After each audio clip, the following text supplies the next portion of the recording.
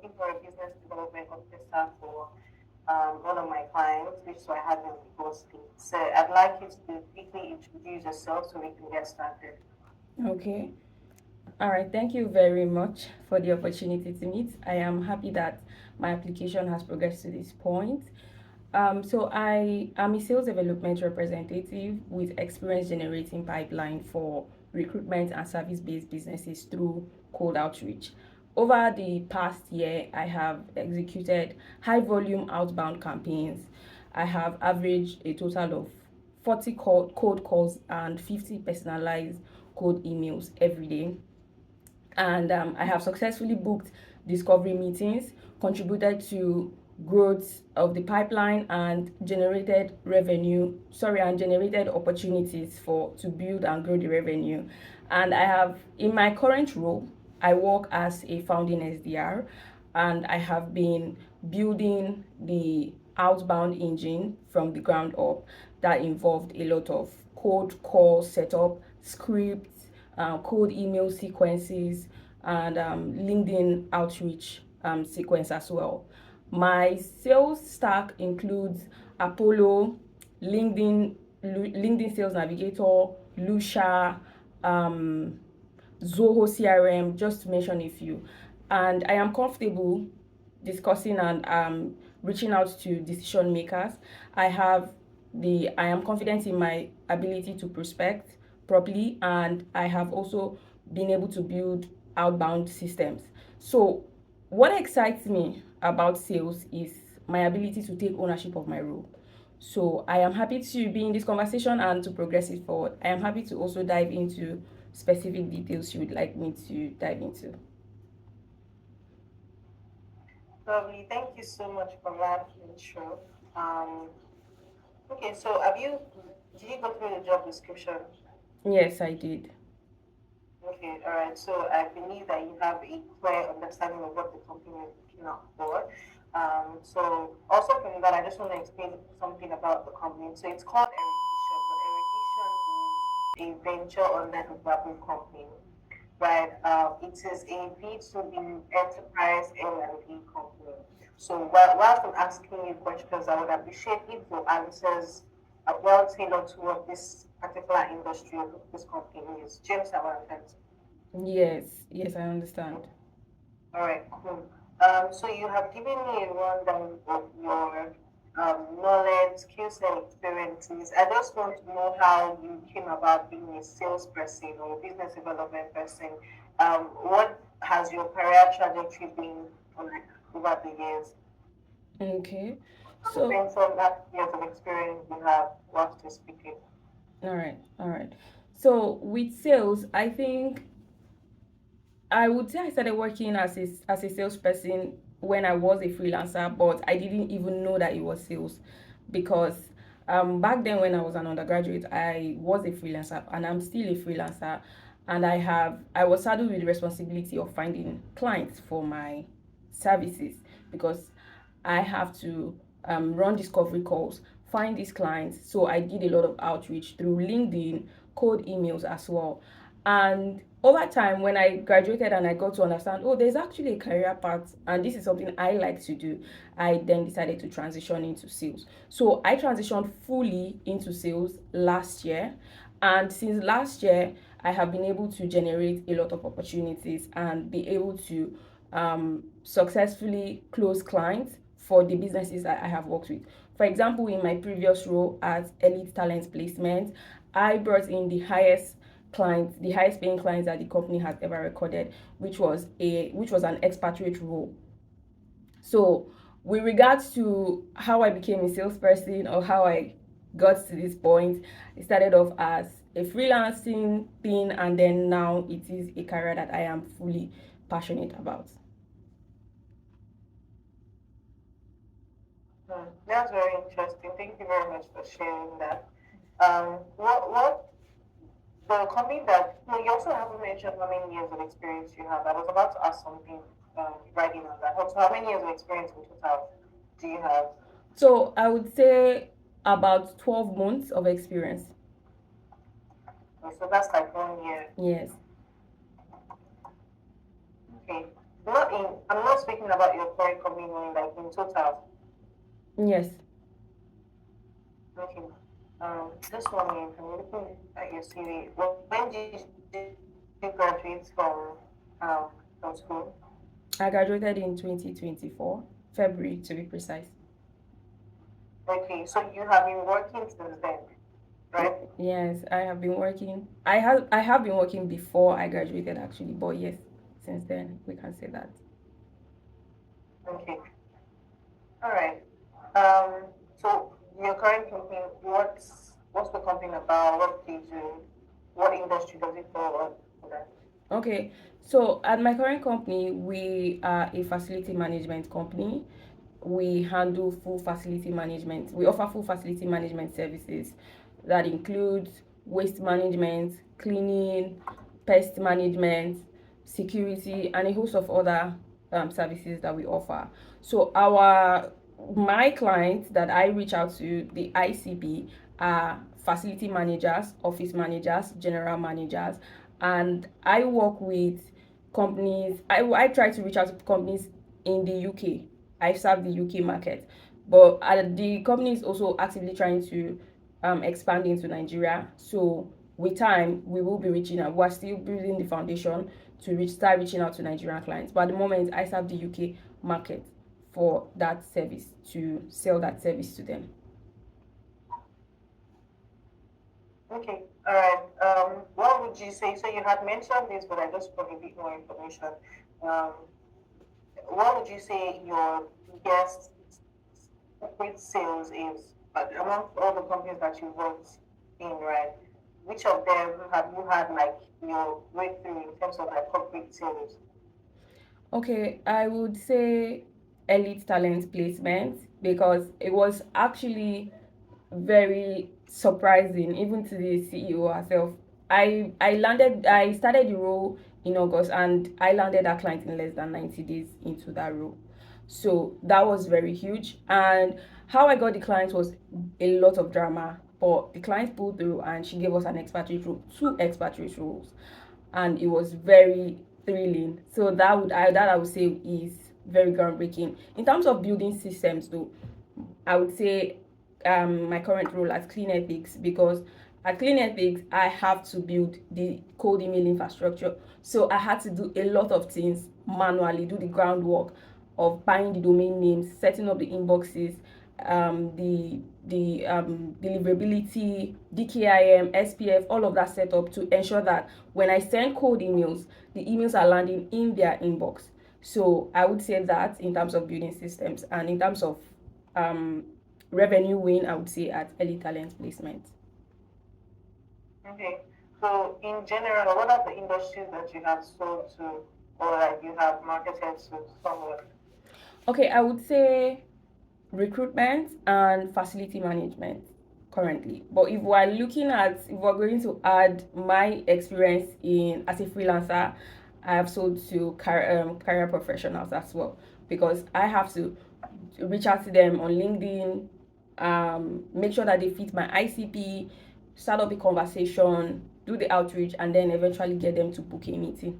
So when they book a meeting, we have the conversation, and then I eventually close.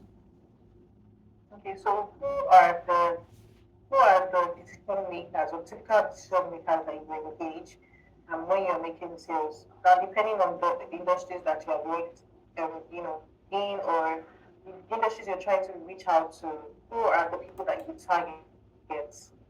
Okay, so I don't know if you I understand. yes, I fully understand your question.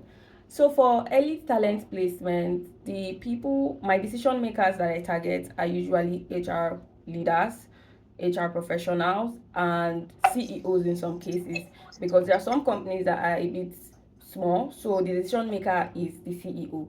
But then for bigger companies, larger corporations with 50 employees and above, you find that they have HR managers, they have HR leaders. So I have to reach out to those people. So I map out my ICP and then I look at the leads, and then I look at their LinkedIn and see if this person is actually the right person I should be speaking to.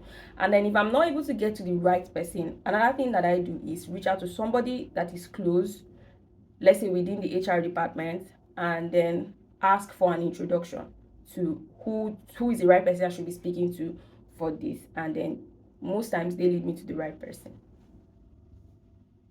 Okay, all right. So you mentioned how you send a lot of cold leads, trying to get leads prospect for your role. So how do you um, ascertain success after doing all of that? At what point do you, what exactly do you, what results are you always looking for? What does success look like to you when you eventually get the kind of, responses that you're looking out for? Okay, so depending on what I am selling, but most times success is the meeting that is booked and the quality of the prospect. So if I have a goal and I have my KPI and I am supposed to hit 5 meetings in a week, for example, if I'm able to do 5 meetings or 6 meetings or 3 meetings in a week, sorry, or 4 meetings in a week, I will consider that a win. But it would be a win if the client if the prospect I'm speaking to actually fits my ICP to the T. That is, the person is, in terms of budget, that's, I've already qualified them using the BANT method. That is budget, authority, need, and time, and they fit in. That is a win. Eventually, sales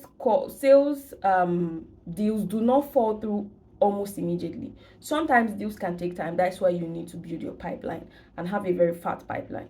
My previous manager would say, if your KPI is $200, for example, you must make sure that your pipeline is worth $500, because deals can fall through, things can go slowly, but when you have a fat pipeline, that is what will come through for you. So for me, success would be a very good pipeline and the number of meetings that and the quality of the meetings that is being booked.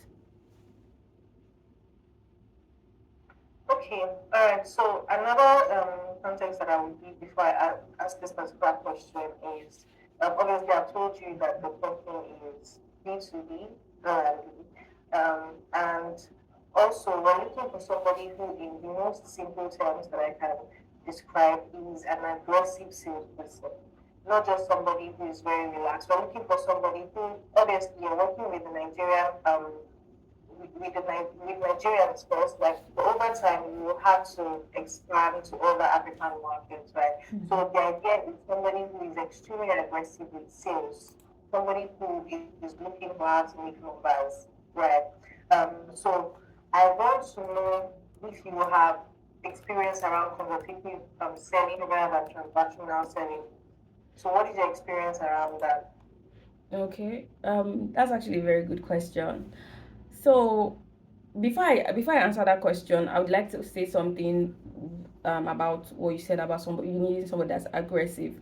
So I will consider myself a very aggressive salesperson, because when I started my first role, and that's how I still work till now, I make sure that I am on my clients' faces every time.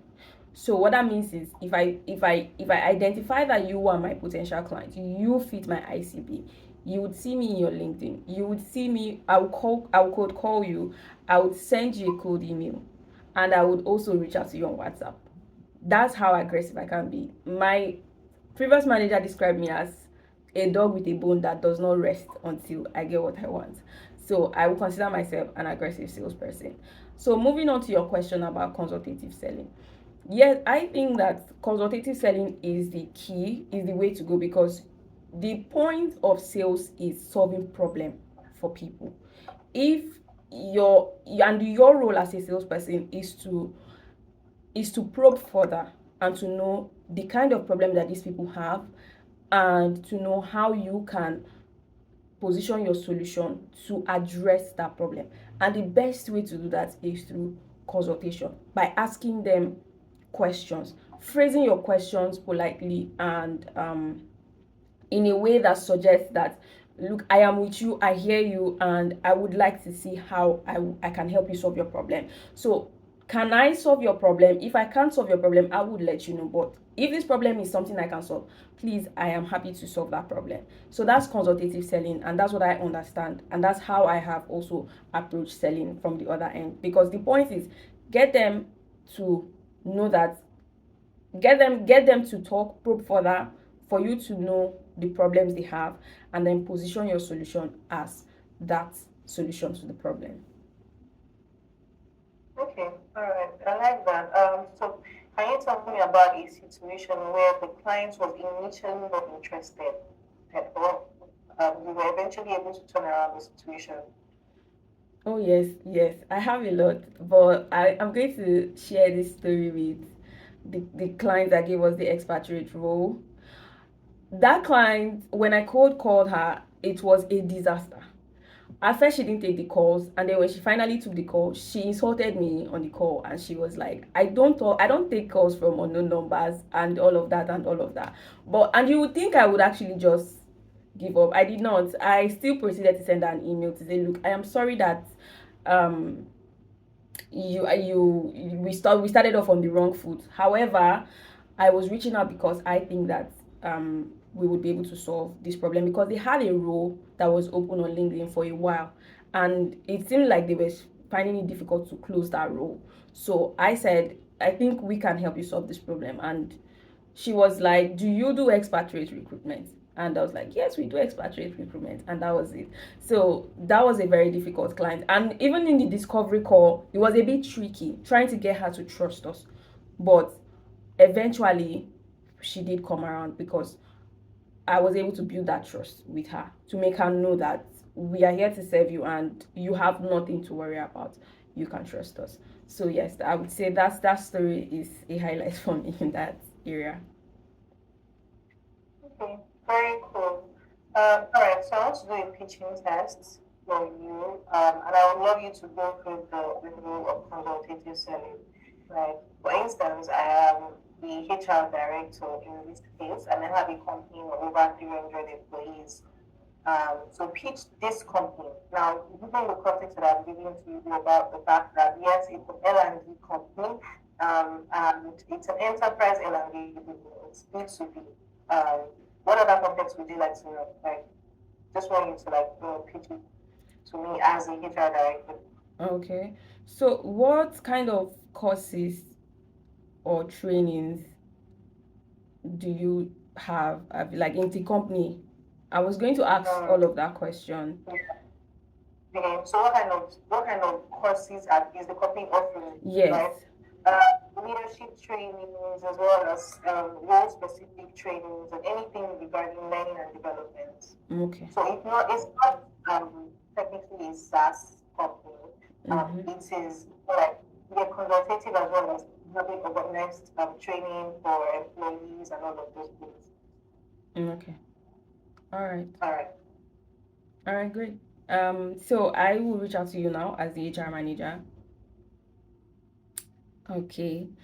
So let me start by saying, hi, thank you very much for meeting with me. And the reason why I was asking for a call is because I see that you have been working in ABC company, and you guys have been doing an amazing job so far. I see that you are the HR manager, and I just wanted to ask you a few questions about what your um what your ex-employee performance has been in terms of sales. So if you don't mind me asking a few questions, at the moment, how would you describe your sales team? Okay. I'd say they are great. Right. However, obviously they could be better. We are looking to ensure that everybody performs optimally. So we're looking for the best way or best approach to ensure that all our staff, especially in the sales department, get all the resources that they perform at their best. Okay, so when you say get all the resources, that's actually very good, thank you. But when you say get all the resources they need to perform at best, um, I just want to ask, do you think that at the moment they are not doing their best in terms of the activity or in terms of the results that they are generating? Results, I would say, is Mm, key.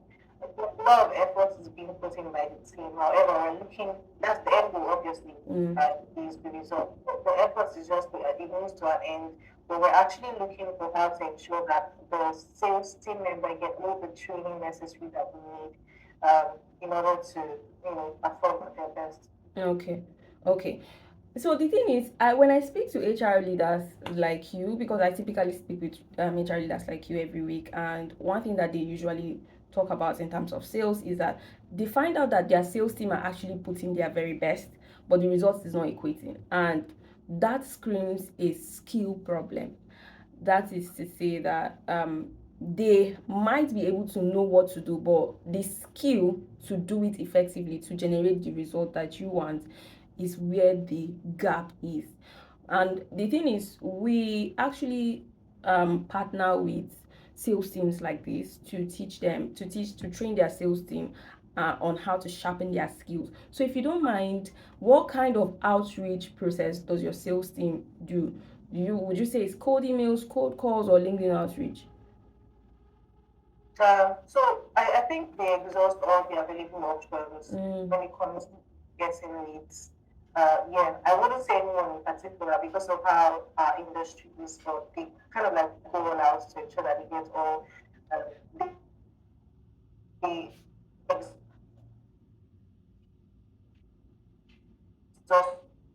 all options, like I've said before. okay, that's Something in your present. yes, but I can hear you now. Okay, all right. So I think we can stop here. Okay. This is good. Yeah, I actually really like your approach to this conversative setting. Also, we have just like about 8 minutes left. I have Okay. another call after this. But my last question, before I let you take questions, is I would love to know what targets you had in the past and what your deliverables were. Right? You can tell me what your biggest or your largest target was and what your deliverable was. Okay. So with my current role, let me use my current role. So with my current role, my target is to close 3 clients in each quarter, because the in this case now the service is recurring, it is yearly. So it is not something that is just a buy of once. So at least three clients in a month. So what that translates to is more outreach in terms of cold emails, cold calls, and LinkedIn DMs. But since I'm serving the UK market, cold calls is out of it for now, just because of my accent. I can't speak to the UK market, or they are frowning at me speaking to the UK market. So it's more cold emails and LinkedIn outreach. So for me to get 3 clients, I need to be able to book as many meetings as possible. So my personal KPI, because my KPI from the company is at least 6 meetings in a month. My personal KPI is 10 meetings in a month, and I've been able to ace it. And I'm getting 8 meetings in a month, 7 to 8 meetings in a month. Yes. So I've been able to do that. And in terms of closing the deals, I've been able to successfully close 2 deals in a quarter. That's this Q2 that just passed. So that's the deliverable, and sorry, that's the KPI, and this is my deliverable. This is what I delivered. No. Can you hear me? Yeah, yeah. I said, how about in terms of numbers? Do you have like a target, in terms of numbers, like where you're supposed to achieve, say, 1 billion in a certain quarter or something like that? Okay, so in this case now, the revenue from the account team was just three, was three, what's it called, 3 clients, just because it is a recurring service. Yeah, it doesn't have to be this company. It doesn't have to be this company. Your previous, any of them, have you had like any number target specifically? Okay, yes. So with ETP, I would have to recall. But with ETP, the target was, I think, you need to bring in 3 roles in a week that average at least 300 thousand naira in salary. So Mm. yes, that was the target. So in a month, I need to recall. I'm sorry, but I need to check to refresh my memory. But that was it, because they served You don't bring in roles less than 300,000 naira. So the goal was 300,000 naira roles and above, and you need to bring in at least 3 or 4, if I'm not mistaken, in a week. Yes, but I was not consistently closing it every week, but I was able to bring at least 2 roles in a week. Yes, I would have to check. But yes, 2 rows in a week was my target, was my deliverable. 2 rows, because sometimes a client can bring more than 1 row. A client can bring 6 rows. So if I get a client that brings 2 rows, 5 rows, I have closed my target for the week. Okay. All right. Cool. I think that's fine. I'm guessing what I need. Do you have any quick question? Because I have just 4 minutes left before my meeting. Yes, please. So I took some time to look for the company, and I'm not sure they are active, or maybe I'm not looking in the right places. I checked Okay. LinkedIn, Yeah. Instagram. Yeah. So I just want to know if there's a way I Yeah. can. So initiative by the company. Eh, I mean, you coming in will even be one of the first these videos that will be on ground. We're ever trying to build the team from the ground up. So obviously, there's nothing out there yet, and to me, kind of the set of people that are bringing social media and all of those things, so they have the opportunity to start branding the image of the company, on social media, which hasn't necessarily started. But yeah, that's what I'm saying. That it's still a very, very fresh initiative Okay. that the company is, starting on. Okay. All right. I hope that answers your question. Yes, it does. So I take it that this would be a role that's the first that's this would be like the first sales role in the company. Yes, in this particular initiative. Yes, So in mind this. you, the company has, it's more like there's a parent company, but this is a particular new initiative. Yeah. Okay. Okay. So I saw, so another question is, I saw the salary and it said 600 plus commission. I need to ask, what does that mean? Does that mean it is 600k plus the commission, or excluding the commission, and 600k is the base pay? 600K is your monthly pay, regardless, but you now have fixed sales commission Okay. depending on, the deliverables there. Okay. So sorry, I'm asking too many questions. In terms of the parent company, do they have trainings that the salesperson coming on board would undergo? I mean, like a Yeah, proper ramp up and all of that. yeah, most definitely. Okay. All right, no problem. So in I know this is going to be targeting the Nigerian markets for the first time. What Yeah. And okay, maybe you might not be able to answer this question, but I would like to know what outreach channels they are looking to explore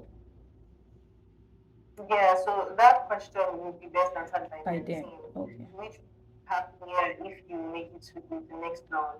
Okay. All right, no problem. So, and we bring me to my last question. In terms of the process, the selection process, what would you say the Mm. selection process is? After speaking with you, what's the next stage and all of that? Okay, so the next stage is you would be getting to meet the CEO of the team. I think a couple of people will be selected from your team will be on the interview call. This is going to make it through to the next stage, right? That conversation will happen. We're not having a lot, maybe just two at most, and if there needs to be anything else, we'll communicate with you. But ideally, it's supposed to be like a 2 to 3 level interview, which is you already have the first stage. Okay. All right, no problem. Yeah, Yeah. So, when do you think would be the best time to expect a feedback from you on the? next week. Okay. All right, no problem. I don't think I have any other question, and I think it's already time for you to drop off. Yeah. All right. Thank you so much for your time, Catherine. I honestly did enjoy this interview, and I'll keep you posted on what the next stage of the interview will be. All right. It was a pleasure speaking with you. Bye. Yeah. Take care. Bye.